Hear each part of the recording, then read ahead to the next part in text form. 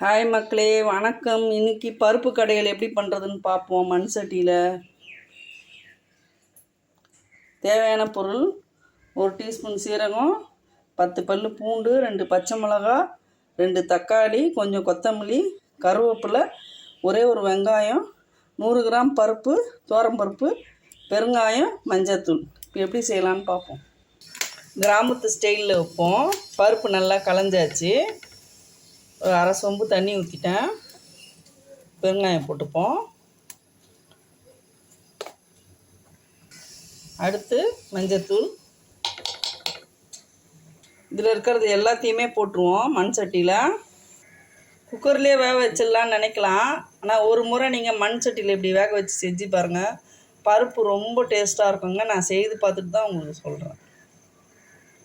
பருப்பு வந்துருச்சுங்களா பார்ப்போமா.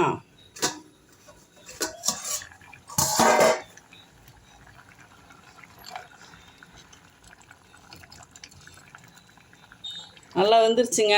இந்த பக்குவத்தில் இறக்குனா தான் நல்லாயிருக்கும். கடைஞ்சிருவோம். 10 நிமிஷம் தாங்க ஆச்சு கரெக்டாக. பருப்பு சட்டி வந்து ஹீட்டாக இருக்கிறதுனால நல்லா வெந்துடும். நீங்கள் சட்டியில் செய்ய பிடிக்கலன்னா குக்கரில் செய்யுங்க. இது நல்லா மத்தால கடைஞ்சிடலாங்க.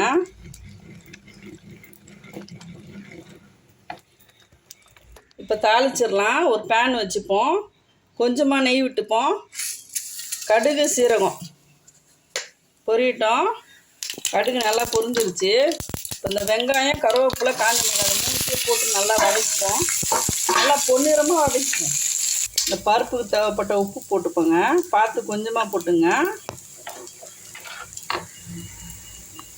வெங்காயம் வதங்கிடுச்சா பார்ப்போமா. நல்லா ப்ரௌனாக வதங்கினா நல்லாயிருக்கும் டேஸ்ட்டாக. அவ்வளோதான், எடுத்து கொட்டிடலாம்.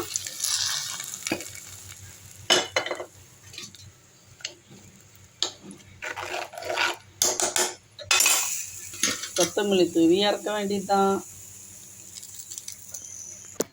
இந்த மாதிரி ஒரு முறை செய்யுங்களேன். ரொம்ப குழந்தைங்க இஷ்டமாக சாப்பிடுங்க. ரொம்ப டேஸ்ட்டாக இருக்கும். குழந்தைங்க சாப்பிட்டா கூட ருசியாக கொடுத்தாதானுங்க சாப்பிடும். நீங்கள் இந்த மாதிரி டேஸ்ட்டாக செஞ்சு கொடுத்து பாருங்கள். வீடியோ பிடிச்சிருந்தா லைக் பண்ணுங்கள், ஷேர் பண்ணுங்கள், சப்ஸ்கிரைப் பண்ண மறக்காதீங்க. தேங்க்யூ மக்களே.